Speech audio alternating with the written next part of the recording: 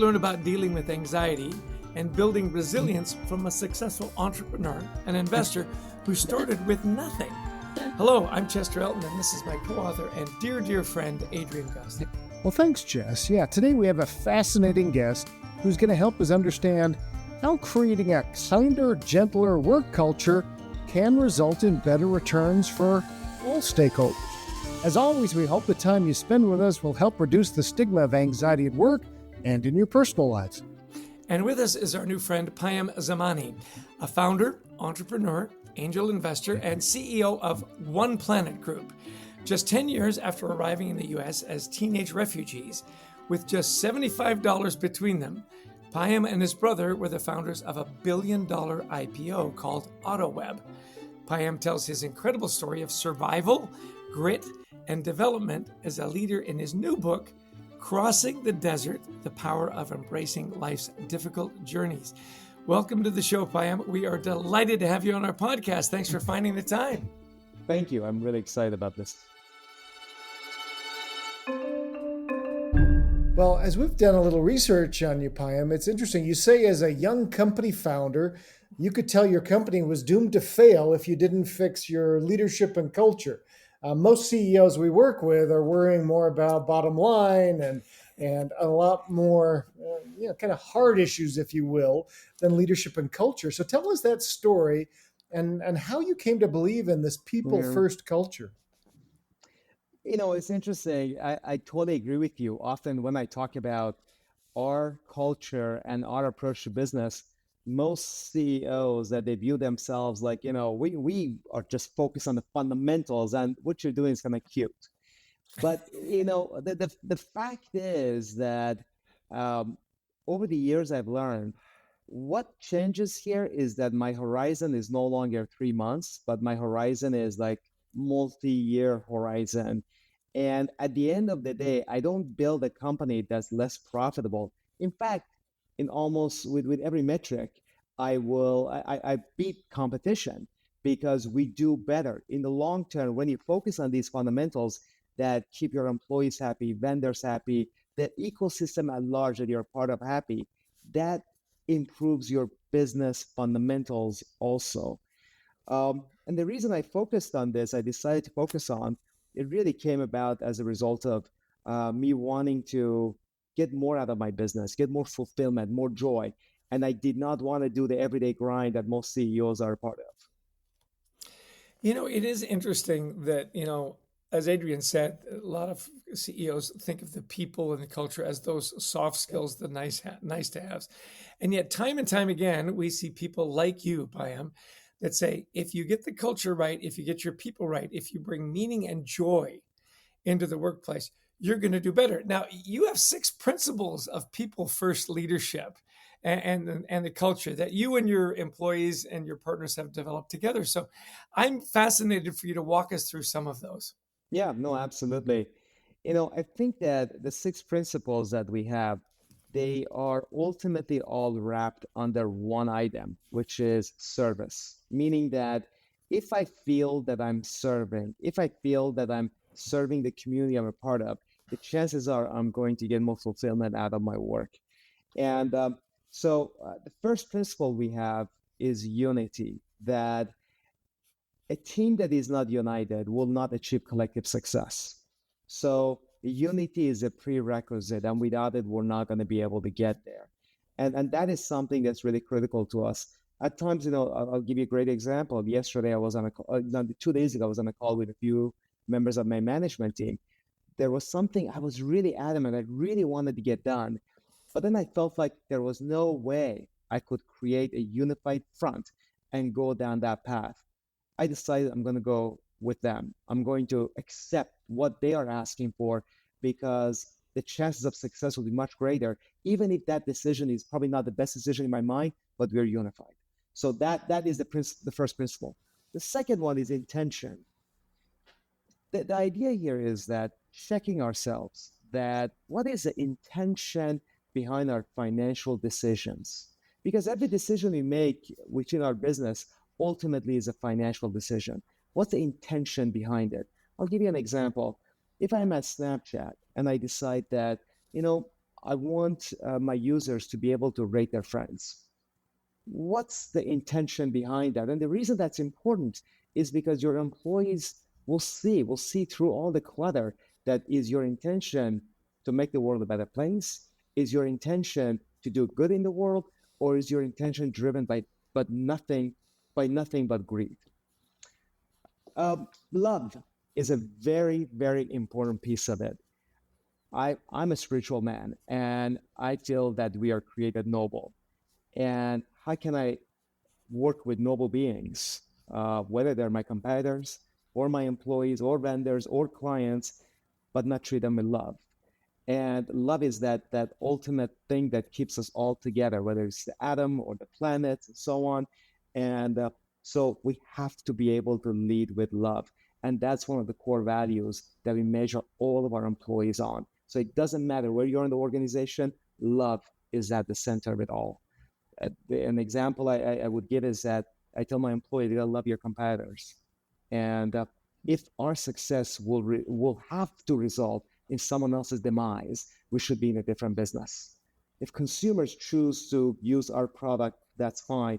But every day I'm not going to wake up thinking that company ABC, I hope that they'll suffer, because that will mean that I've gained some as a result. I want to jump in on that because it is so interesting, that relationship in a competitive market, right? I was reading some wonderful stuff by Arthur Brooks, and I don't know if you read Arthur C. Brooks, but this idea of love your enemies. And to your Yes. point, he says, look, Pepsi doesn't want Coke to go out of business because Coke makes Pepsi better. You Right, don't want right. your competitors to disappear. It's so funny. As a kid, Adrian and I grew up in Canada, and when I was a kid, there was this great Canada-Russia hockey series, and we had friends that actually traveled to Russia to watch the hockey games. And one of the Right. things they said was, we actually got into a grocery store, and because there was no competition, there was only one brand of toothpaste, and we bought it, and it's horrible. And we said to our Right. kids, you should be grateful for the fact that there are 10 different kinds of toothpaste, because they make each other better. Is That's that right. kind of what you mean around, love and love your competition and love the ecosystem that is capitalism, that is the community? I would say yes, but also I would go a step further, that my competitors, as human beings, as noble beings, they deserve my love, not like me thinking that I wish them bad. Why would I want to wish them bad? All I have to focus on to make my business a better business. I don't need to go beyond that. I don't need to worry about that. Beyond just simply the fact that I want to make my product the best product I can, because I want to serve my consumers in the best way that I can. And hopefully, and I think you're right. In most cases, competitor will keep up. And that's okay. There's plenty of market to go after for all of us. The next one, and to me, this is incredibly important, is truthfulness. And I believe that truthfulness is the foundation of all human virtues. I believe that you cannot be truthful. You cannot, if you're not truthful, I don't believe you can be kind. If you're not truthful, I don't think you can be loving. If you're not truthful, I don't think you can be just. So truthfulness to me is at the really it has a paramount position in the values that we should keep in mind. One of the things that we do is to help and make sure that our employees are comfortable to be transparent, truthful at all time.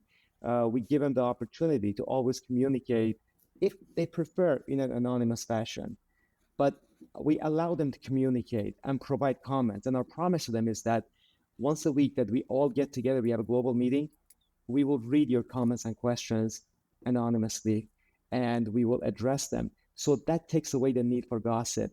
And also that takes away the need that if you're meeting with me, you're uncomfortable telling me the truth, what you've said anonymously. And I'm not going to put you in that difficult position.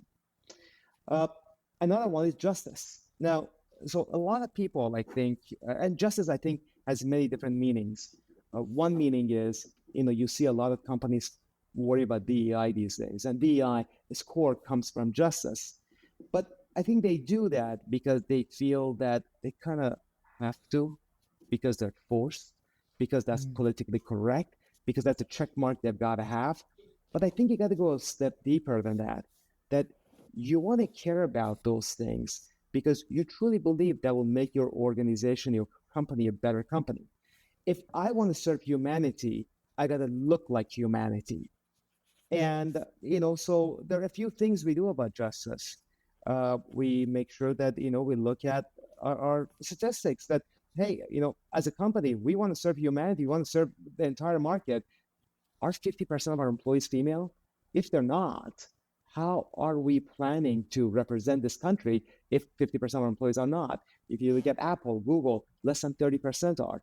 And even the 30% that are female, they're typically in their 20s, they're not moms. Well, does that really represent the market that you want to serve? Is that just? Then, okay, well, now you have them. How do you make sure that you're paying them properly? So what we do is that every few months, we review pays to make sure that our employees, male, female, black, white, and so on, they're getting paid a similar amount for similar jobs. And I think those are just examples. It doesn't end there, but it's important to take these principles and I think take them many, many steps deeper. The other thing that we did that I think that was very helpful, and frankly, I did not come up with it. I learned it from a guy named Julian McQueen. He founded Innisfree in Pensacola. He owns 30 some odd hotels, and he documented his culture. I have not seen that before, that people actually documenting their culture, that there's a manual that says, here is our culture. So if I'm opening up a new office in Armenia, in Ukraine, which we do have offices there, we know that people have the same culture, the documented culture, and we have study circle type sessions that people go through them before they're exposed to the business and they get to represent us.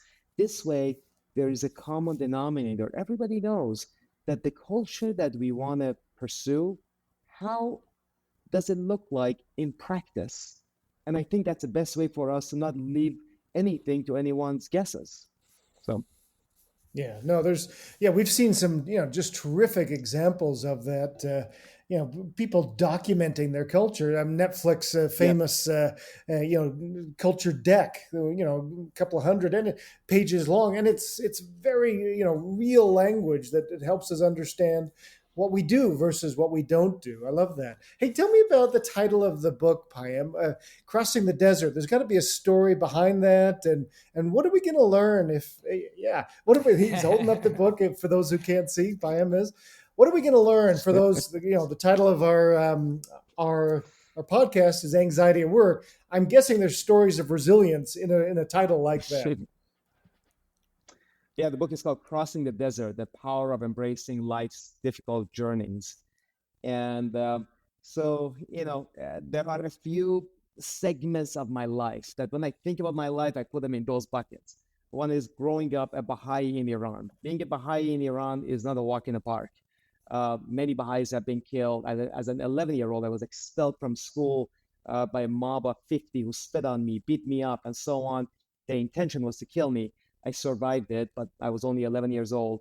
And then escaping Iran ultimately at the age of 16 without having a passport, getting smuggled out of the country. I became stateless. Ultimately, I came to the US as a refugee in 1988 with $75 between me and my brother. And that experience, what was it like to be stateless, to be a refugee and have absolutely nothing? And, I often tell people, imagine tomorrow you end up in Paris. You lose your documents, everything. You don't belong to a country. What do you do? Where do you go? There's no embassy you can go to. And then becoming an entrepreneur and, built a company within the first 10 years of being in the US that against all odds made it and became very successful beyond my wildest imagination. But when I set all of that aside, I feel like there was a common denominator that was missing from that last piece, becoming an entrepreneur in the US, taking the company public. And that was a common denominator that was part of the rest of my life experience. And that was my spiritual beliefs and core values. And I feel like it was the Milton Friedman way of operating capitalism that made me and made so many to leave the core values, the values we want to teach our kids, to not bring them to work. And so for the last 2 decades, I've been really focused on how can I combine the two? Why is it that nonprofits should stand up for betterment of the world and for-profits for greed? Why can't for-profits make the world a better place? Why couldn't it be that when I die, 50 years from now, people look back and they say that, it's good that one planet existed, ever so slightly. It did contribute to the betterment of the world. And I think as entrepreneurs, CEOs, and executives, we should consider that because no yoga retreat, no fasting retreat, no retreat of any kind will bring us the joy and the fulfillment that we will get if we make a life of service a part of our professional careers. It's so refreshing, Payam. People often shy away from their spiritual lives, as it's a third rail kind of thing, a dangerous conversation. And you so freely Yes. embrace the nobility of, the greater good and the spiritual life. So thank you for that. And thank you for your courage. Your story of being shunned and expelled because of your faith, and yet you never abandoned your faith, which I'm sure would have been the easy path, right? Just say, Yes. yeah, okay, I'm going to join your team, is very, very inspiring. Now, you touched on your deep commitment to making the world a better place, and I know that your company has a deep commitment to charitable giving. It contributes to employee satisfaction and engagement and all that kind of stuff. Tell us about some of the things that you're doing as a company, and then the ripple effect in getting your employees with that passion Yeah. for your business because you are making the world a better place, right? Yeah, I believe that we should all be philanthropists. I believe in the concept of universal philanthropy. It doesn't matter how small my company is. It doesn't matter how small my amount of wealth is. If I'm giving, I'm a philanthropist. The question is, am I giving sacrificially? Because that sacrificial aspect differs depending on how much I have. But every company has something. I may not have cash, but I have other resources. I have time, for example. So being a philanthropist is key and giving sacrificial to the point that we have less money for the rest of our financial decisions. So it becomes a bit painful. Now we can decide each how painful is painful enough, but I think 1% is not. That's one. The second thing is that I believe that companies should, and Simon Sinek says it really well in The Infinite Game, that we should have a just cause. And the reason I think that's important is because just because I'm good with software, just because I'm good with online marketing, doesn't make me also good at figuring out the problems of the world, whether it's hunger or wars and so on. And I think many executives, many entrepreneurs who do well, that ego gets to us that, well, I can solve the problems in Africa also. Maybe. But there are many grassroots organizations that are doing a great job. Can we find them? Can we adopt them? So I fundamentally believe in adopting nonprofits so we combine the two. So, for example, we've adopted two organizations. One is Lide in Haiti that provides after-school arts programs for girls. And the other one is Starfish International that is in the Gambia, and they provide after-school education for girls and women in general. And then the third thing that we care about, the third cause, is education. It is the plight of basically the situation with racism in America that we believe is something that deserves our attention. I personally believe that racism is America's most challenging issue, and I would like to see that we, play a positive role in healing some of those racial matters. And also, what we do is that we allow our employees service days that we pay them, but we allow them to go out there and serve the world however they see fit. There's one request we have on those days that please, it's not by force, it's just by love, that please don't spend those days serving political parties because by nature they're divisive. On those days, at least on those days, let's be unifying. Love that. How do people learn more about you and your work, Payam, and the new book? Where would you send them? You can just go to the website for One Planet, oneplanetgroup.com. You can find me on social media. Luckily, I got my accounts early enough that they're all Payam Zamani. No hyphen, no space, nothing. So they're easy to be found. Yeah, we did the same. But we had a counselor told us get adriangostick.com, Chester Eldon guy. We thought, why? I'm so glad we did. Yeah, you're right. Hey, Exactly. kind of as we kind of wrap up here, this has been so enlightening, and I wish we had even more time. Tell us about this concept. You mentioned about spiritual capitalism. Putting those two Mm. together, your Baha'i faith. And by the way, if anybody hasn't listened to Rainn Wilson's podcast, Rainn had Payam on. It's a fascinating discussion of your religion, the beautiful Baha'i religion, and combining those two. If you don't know Rainn Wilson from The Office, of course, Dwight from The Office. So tell us a little bit about bringing these two together, spiritual capitalism, and why we should embrace that. Yeah. I mean, I think that we should do it because at the end of the day, it's good for our soul. It's good for who we are. It's good for fulfillment from life. We want to get more out of this life. I mean, this life is going to pass and we'll be done with.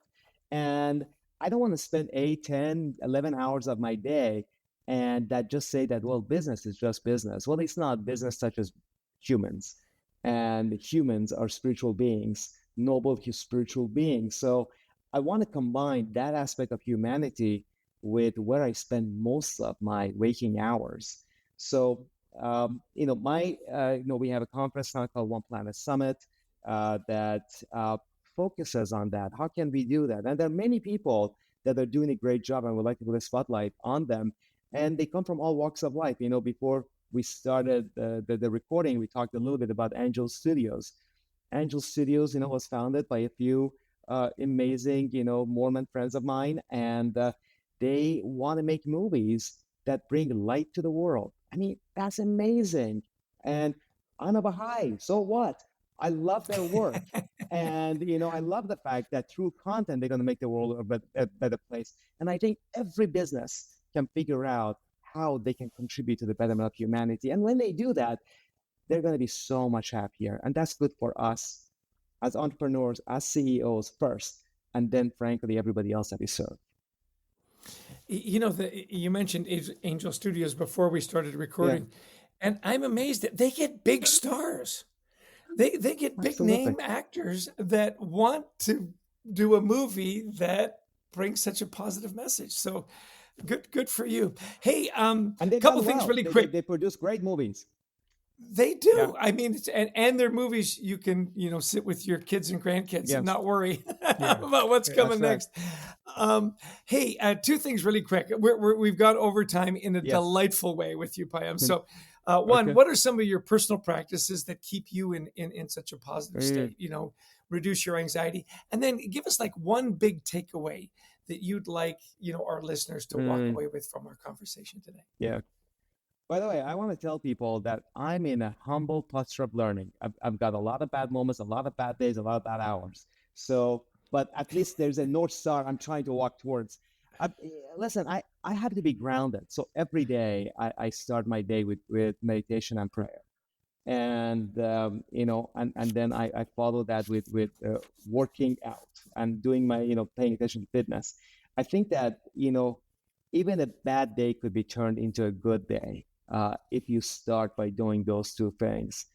So I know that the days that I did not really get the most out of it, it probably did not start right. So somebody said that you want to know how a conversation ends, pay attention to the beginning of it. And that's kind of like a thing about the days too. You want to know how it's going to end, just think about how it started. So start your days well. Somebody said the book about making your bed. Absolutely. Love that. Excellent. And what's one big thing you want people to take away from the conversation? Yeah, I would say that embracing the spiritual side of ours. I think that, you mentioned Rain. Rain has a amazing podcast that recently came out called Soul Boom, and he talks about a lot of these. And he has a book called Soul Boom, and I think that humanity, we are in a need of a spiritual transformation. A well-known Fortune 500 CEO recently in front of Congress said, "Unethical is not illegal. Make it illegal, so I won't do it." That always stayed with me because I realized that the only thing that will stop us to do unethical thing, to do things that are not good for humanity, are that spiritual connection that we have to each other. So that spiritual transformation, I think, is key to our success as a species. So, I'm focused on business. I would like to help influence people to welcome that spiritual connection within their business. Excellent. Well, listen, you've got to get the book. You've heard the author, Payam Zamani. His book is Crossing the Desert, The Power of Embracing Life's Difficult Journeys.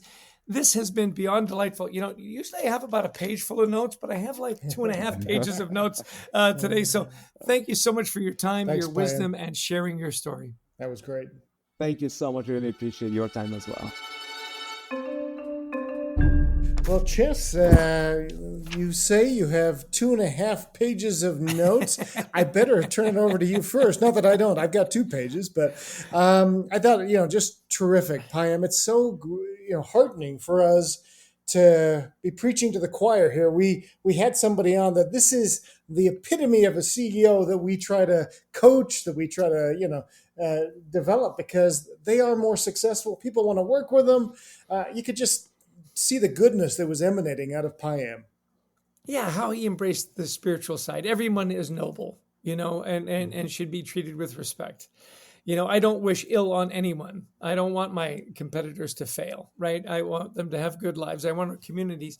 And the way he translates that, he talked about those 6 virtues and so on. When was the last time you heard a company where one of their core values was love?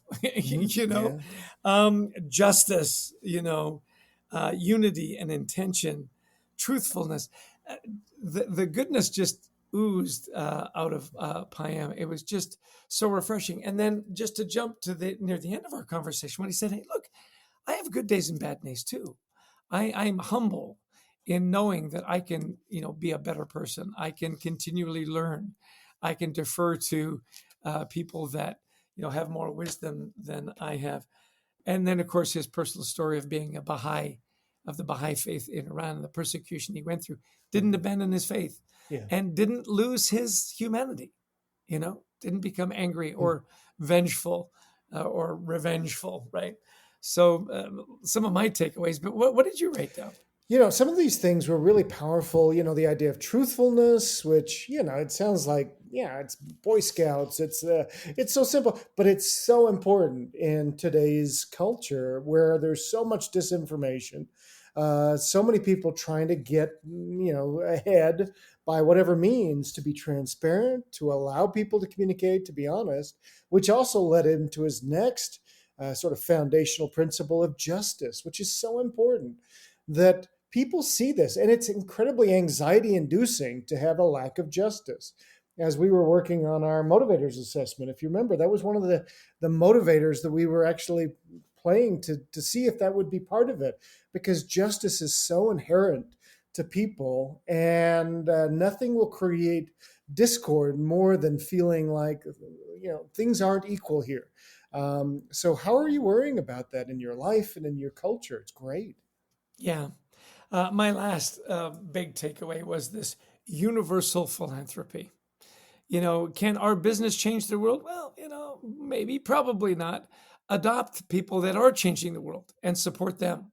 They've got the expertise, they've got the insights, they know what they're doing, whether it's, education in South America or fresh water in Africa or whatever your inclination is. What are you doing? And endorse that universal philanthropy. And then, of course, your employees feel great about coming to work. You're doing good things. You're making things happen. And just so refreshing. I am telling you, I feel a lot better about life in general after talking to Payam. Yeah, there are good people. And on that note, we are, by the way, Chester and I, our company, the Culture Works, we support One Tree Planted. We have other charities as well, but when we go out and do a speech, when we have somebody help us with something, we plant a tree somewhere in the world or several trees for that. And that's how we give back. And so, but choose something that you're passionate about. And I love that idea that they had found things for girls, for after school, for in impoverished countries that were really making a difference. Find something that matters to you. Love that idea. Have a just cause, as Payam said. Yeah, yeah. It is so interesting, the just that gratitude that he exudes for his people, for his business, for his story, for his spiritual life was wonderful. And of course, whenever we express gratitude to our wonderful producer, Brent Klein, and to Christy Lawrence, who helps us find all these amazing guests. If you liked our podcast, please share it with your friends and family. And we'd love you to visit thecultureworks.com for some free resources to help you and your team thrive and excel. And, it is about culture. I love that he talked about it's people and it's culture first. Get that right. Things go a lot better. And we've got some wonderful free tools for you at thecultureworks.com. We certainly do. Of course, pick up a copy if you haven't already of Anxiety at Work, our best-selling book. We also have a training now that ties into this, which is just remarkable, featuring leaders from around the world helping us talk about some of these most important subjects that will help you build a more resilient team. And just, we love speaking to audiences around the world, virtually or in person, on the topics of resilience, culture, leadership, teamwork. So give us a call. We'd love to talk to you about your event. Yeah, we do. We've spoken in over 40 countries. Listen, it's been a delight to spend some time with you, Adrian. Of course, it was an amazing experience with Payam Zamani. Again, his book, Crossing the Desert, The Power of Embracing Life's Difficult Journeys. Pick up a copy for you and for a friend. But Adrian, I always give you the last word. Thanks, everybody, for joining us today. Until next time, we wish you the best of mental health.